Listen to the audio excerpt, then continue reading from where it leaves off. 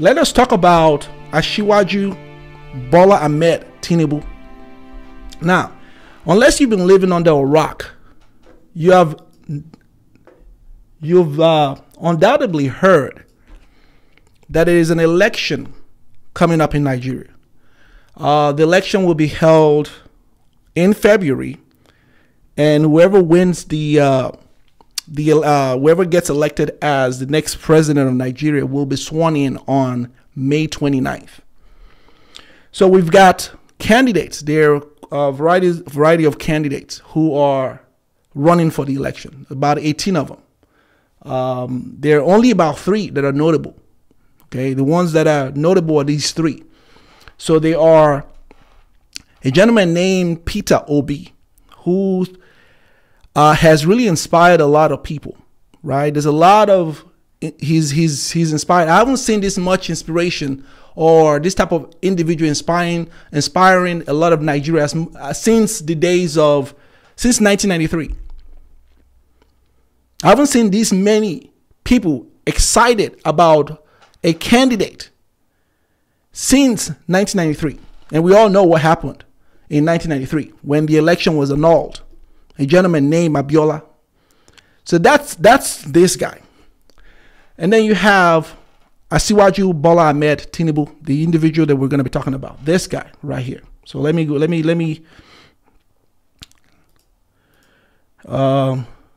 this guy right here.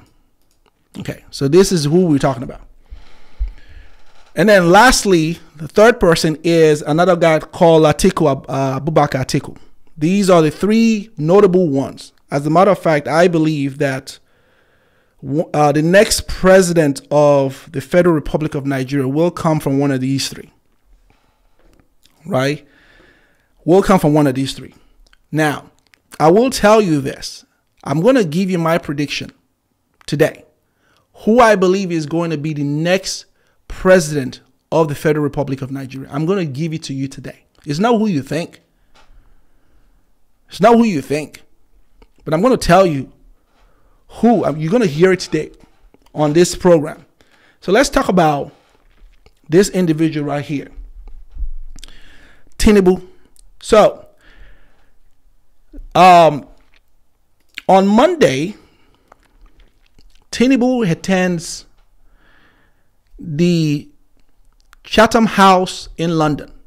This is a place that is primarily reserved for head of states, prominent individuals. You know, so it's a big deal. This Chatham House in London is an arena that's a big deal. You have forums, you have discussions. It's a prestigious. It has earned its name as a prestigious place. So he shows up over there. Bear in mind that this individual, Tinubu, has never granted, this is a presidential candidate, has never granted one interview to any local television, to any local paper, one interview in his local country, none. He takes the opportunity to go to London, to go talk in London to a body of people who will never vote for him. His electorates are not in London.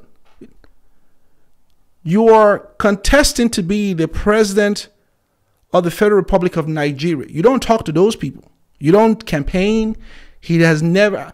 His campaign is very limited at best. He's never attended any of the town hall debates that was put together. The other candidates have attended debate. They've campaigned like what you would expect presidential candidates to do. They've done this. This individual doesn't do none of this, right? But he's running to be the president of a country that has a population of over 230 million people. So he feels the need, right, to leave his country, to go to London, to go have a press conference. Imagine this for a second. Imagine this for a second. To have a press conference of that magnitude in London. He talks to BBC for the first time, which, by the way, I will tell you that is not a real interview. In my opinion, The interview he granted to BBC was a paid marketing ploy. Here's why I'm going to tell you that. See, people were just kind of missing the point here. The interview to BBC Africa was not a real interview. And here's why I will tell you this. Because when you watch an interview like that, when an interview of that magnitude is usually given to either a head of state or a presidential candidate, which he falls into that game, it usually lasts for more than 8 minutes. There's usually a series, it lasts for about 20 minutes. They might cut it in a series of 5, 10, 12 minutes, and they'll release it once in a while. But it's certainly not a full interview of 8 minutes. That interview was 8 minutes.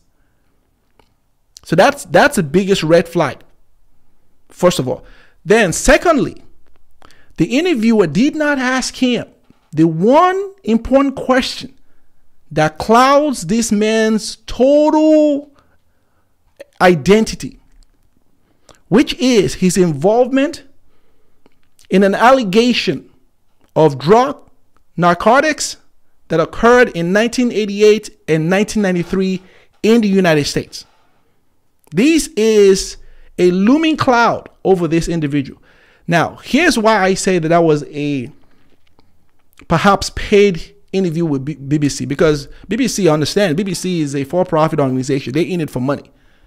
Okay, so they're not every interview on BBC. They're equivalent to any organization that's in it for money. If you pay for an airtime, they'll give it to you and they'll give you an interview. So I believe, okay, this is my opinion, that was a paid interview, because if you've heard Bola Ahmed Tinubu speak, he's not articulate. He's not one to know how to answer questions. As a matter of fact, when he was at Chatham House, this individual refused to answer questions. Okay, so we're going to get to that. So the idea that he went to BBC to sit in front of a journalist who he knows is going to ask him tough questions, that's not what he did. This was a controlled interview. I'm telling you, this is exactly what happened. It's my opinion, but this is likely what happened. It's a controlled interview where he knew the questions that we're going to call. He probably paid for that session to give the appearance that he was being interviewed by a serious journalist. Not to say that the individual that interviewed him was not a serious journalist, but to give the appearance that he was being interviewed. Because how in the world do you leave your country to go to a foreign country to get interviewed when the people you are going to be leading are not in that country? That to me is bizarre. Okay, so that to me is weird. So now he gets to Chatham House. He gets over there. And he has he gives this whole thing is funny, I tell you.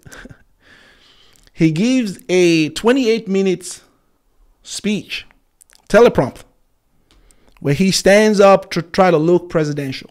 Okay, give me a second here.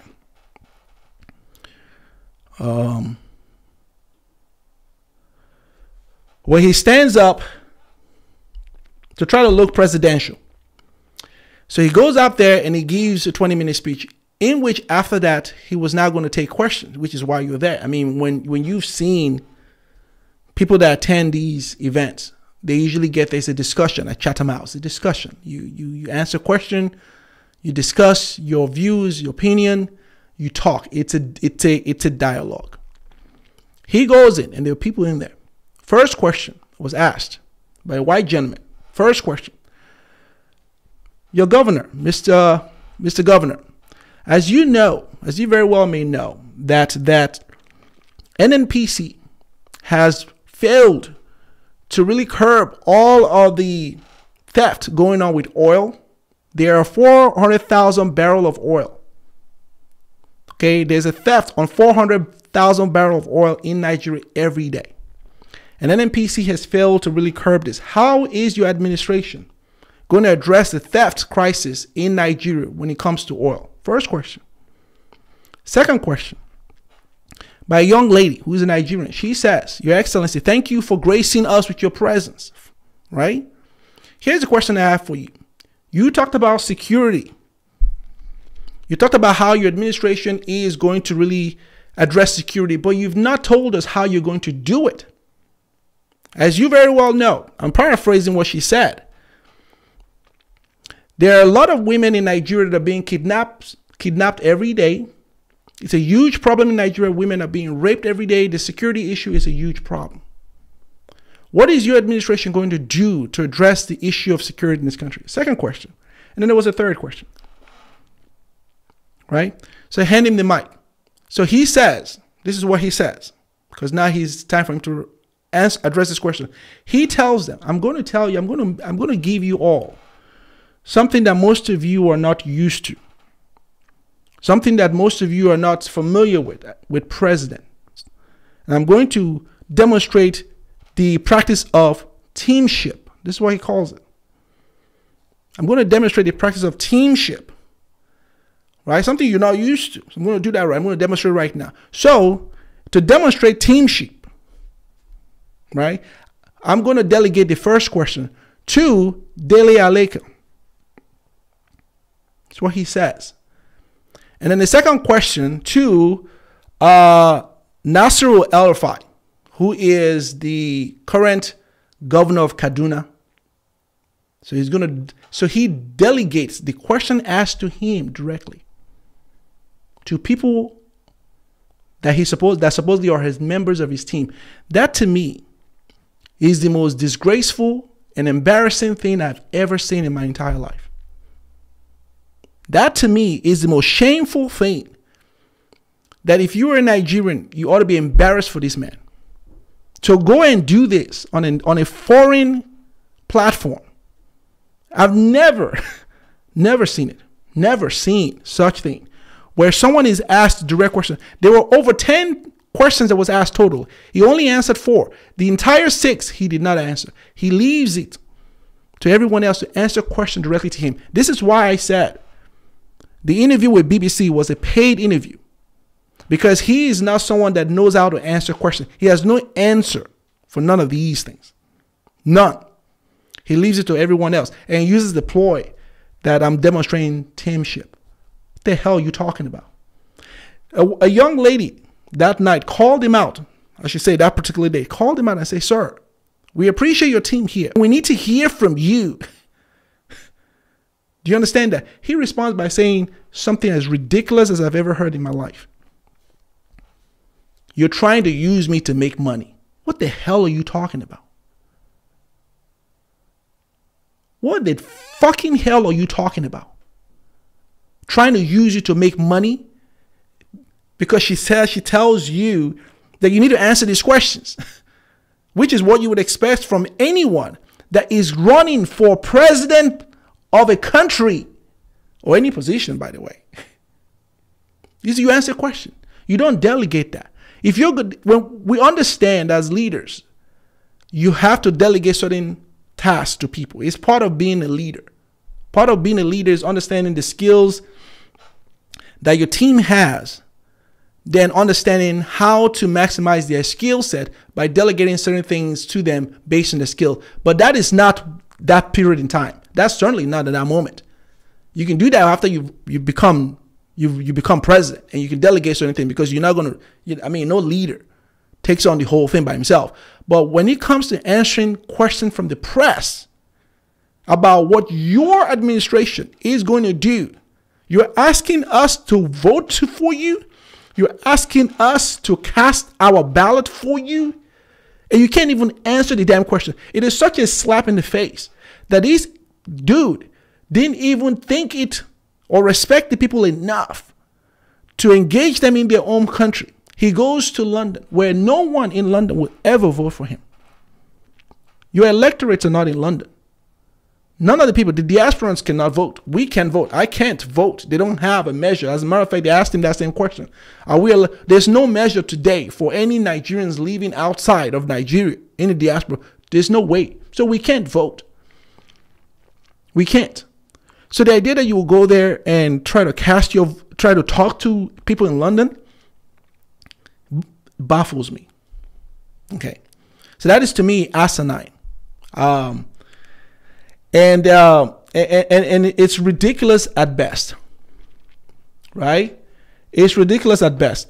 Hold on a second. I think, thank you guys for the super chat. I appreciate it. Thank you, Black African Soldier, for the super chat. Thank you so much. I appreciate that. So that to me baffles me. Okay. Now, here's what I'm going to tell you guys about this, because we're going to talk about the situation that looms around this guy. We're going to talk about the dark cloud, the incidents around this guy, who he knows that if he went to Nigeria, most Nigerians have brought this up regarding his involvement in drug trafficking. I'm going to tell you the story and what happened around that. And I'm going to tell you the reason why he goes to London for this, because he wanted a controlled platform where he can control what is being asked of him. That's why I believe he paid for the BBC interview. I can't prove this for a fact, but it smells to me as a paid platform, because no serious journalist, knowing fully well the cloud, they do it in this country. Even if you were not guilty, even if you were you were absolved of all charges, it is still brought up. No serious journalist, knowing fully well that this is something that looms over you, will not ask you that question. No serious journalist. And say, hey, Mr. Governor, as you know, there are people that are talking about your involvement, or your alleged involvement in a drug trafficking investigation by the FBI back in 1993 and 1988 and 1993. What do you say to these people that still feel? This is a question that normal serious journalists will ask.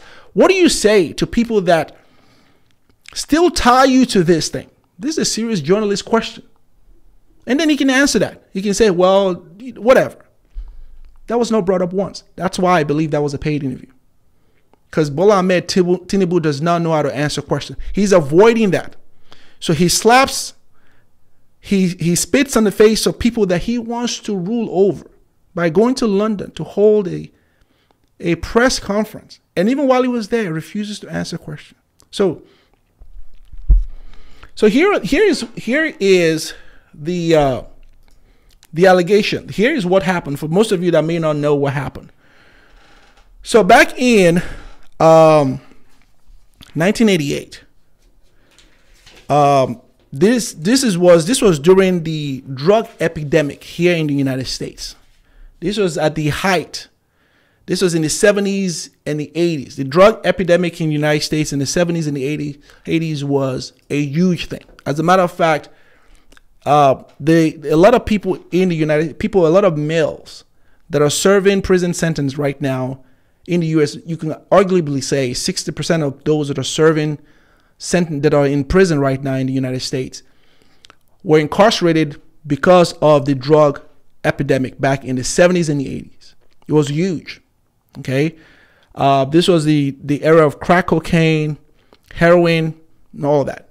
As a matter of fact, it is what most people here in the United States point to when they say that the black community was displaced and was destroyed.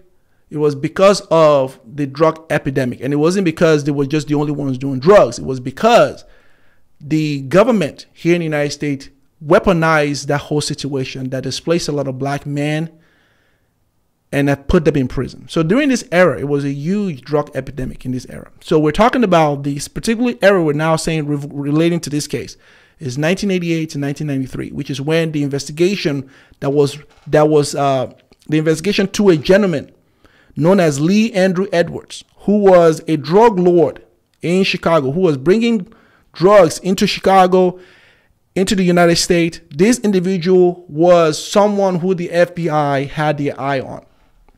Okay.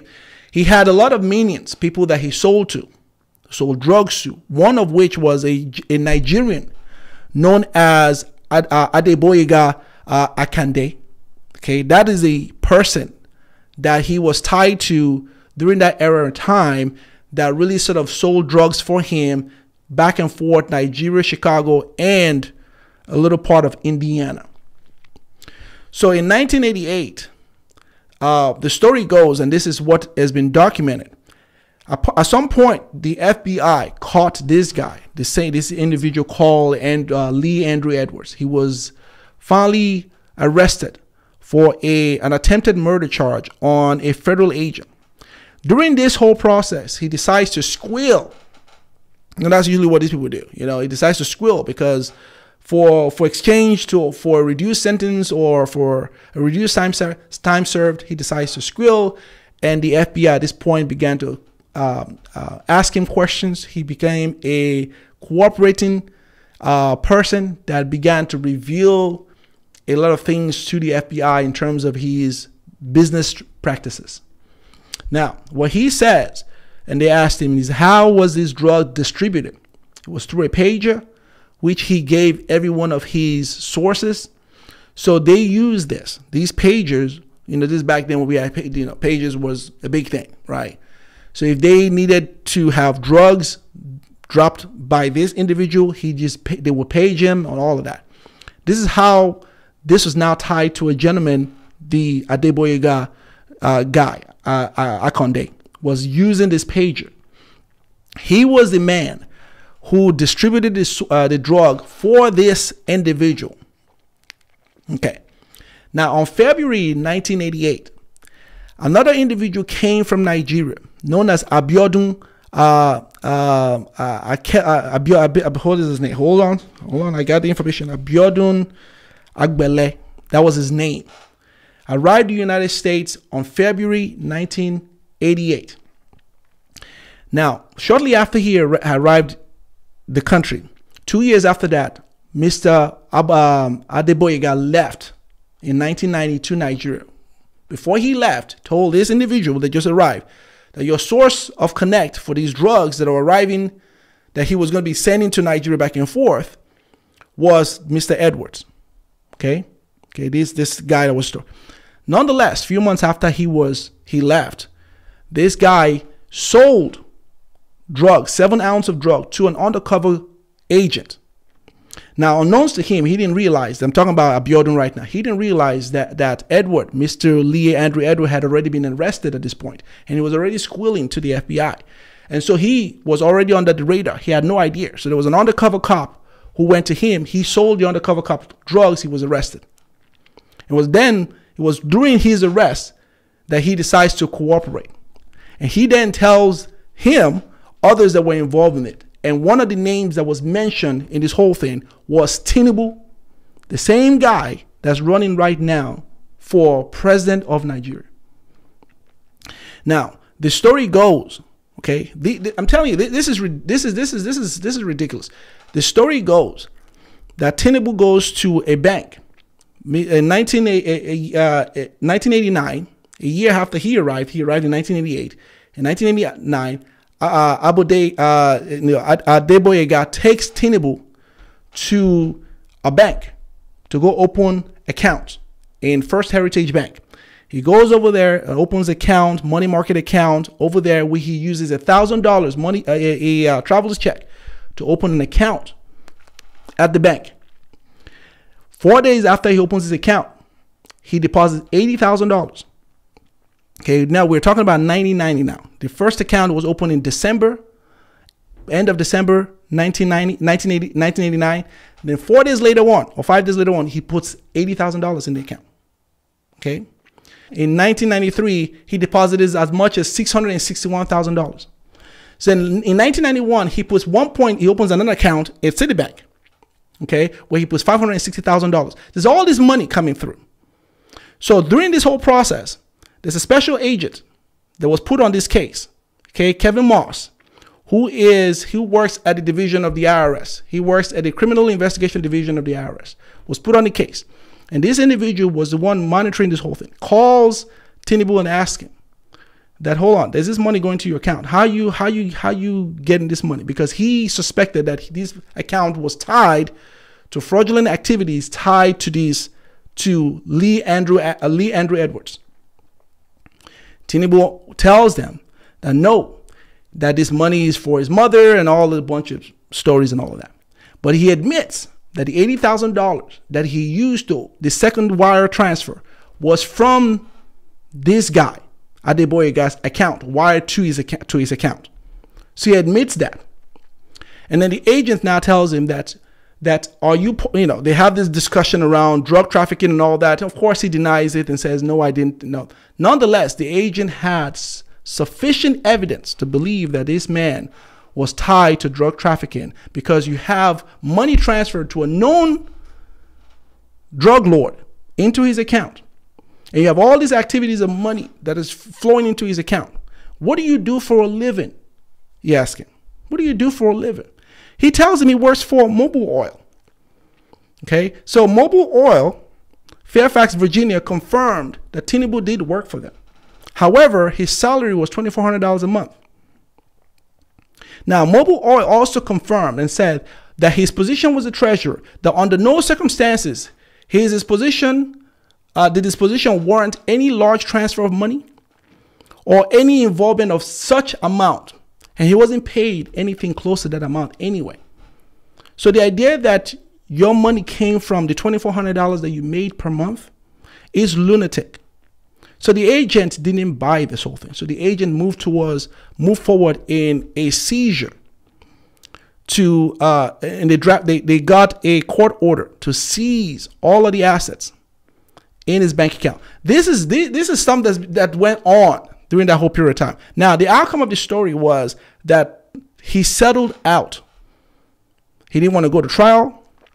He settled out of court for the amount of $460,000, which was paid to the United States Treasury. The case was now closed. So that's the story behind this individual.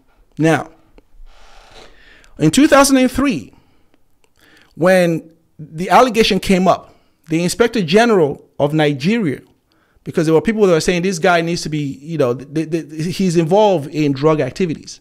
It was so bad that the Inspector General of Nigeria at the time reached out to the U.S. consulate to ask if Tinubu was ever arrested for these allegations that was going on. So they sent a response back. He sent a letter to them. They sent a response back, which many people who support this guy use that as an omission, as a way of saying that he was not involved in this whole thing. So here's what the letter says, and I'm going to read it to you all. I'm going to dissect this whole thing for you.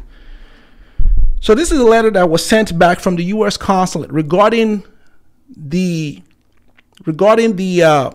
letter sent by the Inspector General of Police in Nigeria, requesting or asking, was Tinubu, the same guy that is running for president of Nigeria, was he ever arrested? Okay, it's a specific question that was asked.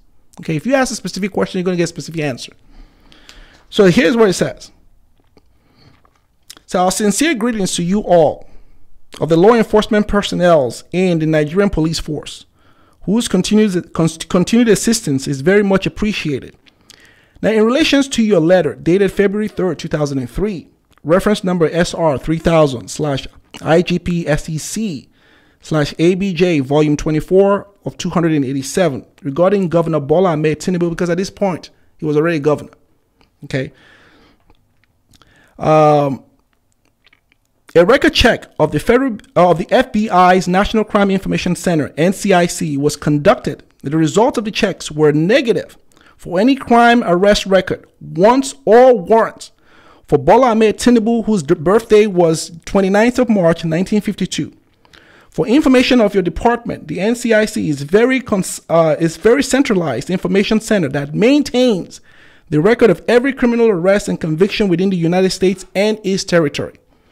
So, based on that letter, most people who support him say he was not involved. No. He was not arrested. He was not convicted because they never went to trial. In this country, the only time when you run a background check on anyone, the only time someone will be in the system is if they have been arrested and their fingerprint, they were processed, because the only way you get your record in the NCIC's database, you have to have been fingerprinted, arrested of a crime. So when you're sending requests saying that was he arrested for a crime, you obviously knew either the Inspector General was naive or didn't know how to ask the question, because the U.S. government is not going to tell you anything much more than what you asked for. You asked if there was an arrest, they gave you there was no arrest. If he had asked, was he involved? Was there an open case related to, Asiwaju Bola Ahmed Tinubu as it relates to a drug trafficking charge? Was there an open case? Was he indicted? The answer would have been yes. Do you understand that? So just because he wasn't arrested and they settled out of court didn't mean he was not tied to a drug trafficking case that was going on during this period of time in Chicago, in Indiana. So he walks around here like an individual with a squeaky clean record. I am going to tell you guys right now, and I love my people. My people are great people. Okay, I don't know much about the other two candidates. I know just a little bit. I don't know much about them. Peter Obi and Atiku Abubakar. I don't know much about them. I really don't. But one thing I do know is this individual. I knew about his record when he was a governor of Lagos State. I knew what he did there, which was not very impressive. I will tell you right now, and here's my prediction, that I predict that this individual will be the next president of Nigeria. Let me repeat that again. Bola Ahmed Tinubu is going to be the next president of the Federal Republic of Nigeria. Not because I think he is the best candidate, not because I think he has what it takes, not because I think that he is the most qualified, but he has the making, or in my opinion, of someone that is corrupt. He is a textbook version of the type of bad leaders that we've always had in that country for years. I know this man knows something you don't know. The reason why he won't campaign, the reason why he wouldn't go and interview and do the things that most of the other candidates are doing. See, when you find these other candidates, like the Peter Obi and the other guys, and even the other ones that are not trending, they're doing what you're supposed to do as candidates. They're trying to earn your vote. They go out there, they're campaigning. This guy doesn't feel the need to do that because he knows something that you don't know. He knows that when he comes down to it, he has enough deep pocket to where he is going to go to the same people that are excited about this other candidate, and it's going to pay them off. It's going to pay them off. It's going to go ahead and hand them money. I mean, we've seen videos of guys of people doing this. It's not far-fetched. He knows this. He doesn't need to do that. He knows this. We're in December right now. This is the celebratory month, and no doubt there are going to be people out there who will take money. Unfortunately, will take a temporary loan, money, in this festive time, and they will switch their vote. Now, this is all my opinion, but he has the making of the type of corrupt leaders that have plagued that country for years. For years.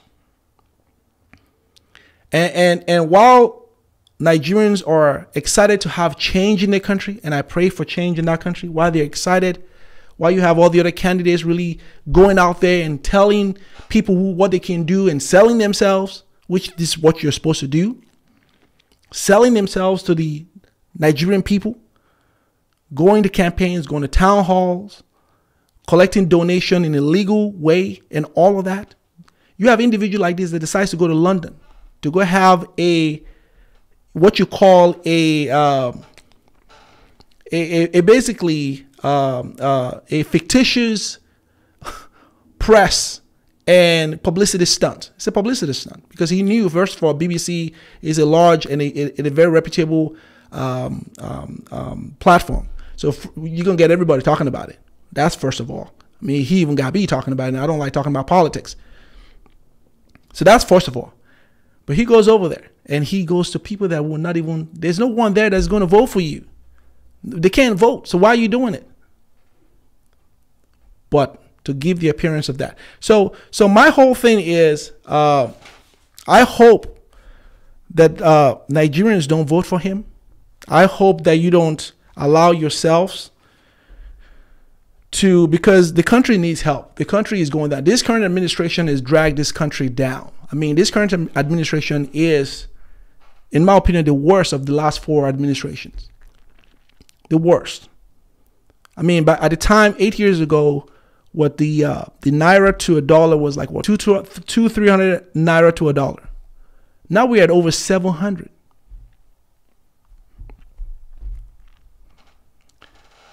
So it's a dire problem, and Nigerians are remarkable people, but you can't keep voting people like this, who have a past, who are not of great quality and of great integrity. You can't keep voting them in, and you can't allow yourself to be a surrogate, to where you decide to take the money and sell your vote. That's not a good deal. So you're gonna have to make a decision, and I hope the decision you make is that you'll rather vote a candidate. Now the other 2 candidates, I don't know anything about them. I don't know if they're really gonna be great candidates. I don't know. Everyone to say whatever they want to say. I don't know. But like I said, with the one individual, I've never seen such excitement around one individual. I've never seen it since 1993. And we all know what happened. I mean, if you were old enough back then, you knew what happened back in 90. The election was annulled. It was a huge, big thing back then. I remember that when I was much younger, right? But I've never seen this much excitement since then. And I hope that 2023, the country does the right thing. I hope that I'm wrong. I hope that I am wrong, that this man does not become the next president of Nigeria. I hope that. I don't want him to, but based on the type of caliber of individual that this country is always elected in, he is a textbook version of that.